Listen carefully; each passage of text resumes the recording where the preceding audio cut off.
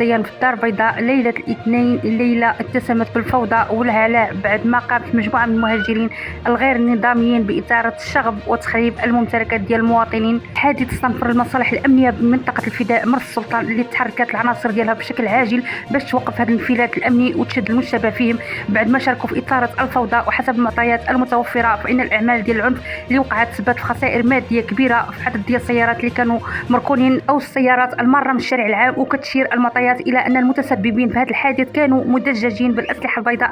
هذا الوضع تسبب في حالة ديال الرعب في صفوف السكان، والأخطر من هذا الشيء هو أنه أدى إلى إصابة أكثر من 3 ديال الأشخاص اللي ضربت السيارات ديالهم بالحجر. ما نقل المصابين بشكل فوري للمستعجلات باش يتلقاو الإسعافات الأولية. التدخلات السريعة والفعالة ديال الأمن مكنت من توقيف واحد المشتبه فيه في اللحظات الأولى ديال الواقعة، وتم في نفس الوقت إعطاء تعليمات واضحة باش يتم تطويق المنطقة وإطلاق حملات لتنشيط واسعة باش توصل السلطات للمشتبه فيهم الآخرين اللي ما زالوا في حالة فرار من جهتهم عبر السكان ديال المنطقة، وخصوصا سائقي السيارات الأجرة على الاستياء الشديد ديالهم من هذه الأوضاع، وطالبوا بشكل رسمي وبضرورة وضع حد لانتشار المهاجرين غير شرعيين في المنطقة. عمالة الفداء مرس السلطان بالأخص أحياء ولاد زيان باش يضمنوا الأمن والطمأنينة ديال الساكنة. كيبقى التدخل السريع ديال المصالح الأمنية هو اللي يقدر يطوق الوضع ويخفف من حدة هذه الفوضى في الوقت اللي الساكنة ديال ولاد زيان ما زالت كتطالب بحل جذري ونهائي لمشكل انتشار المهاجرين الغير نظاميين في هذه المنطقة. وكتأكد المصالح المختصة أنها غتواصل الحملات ديال التمشيط حتى يتم اكتشاف جميع الجوانب ديال هذه الواقعة وتوقيف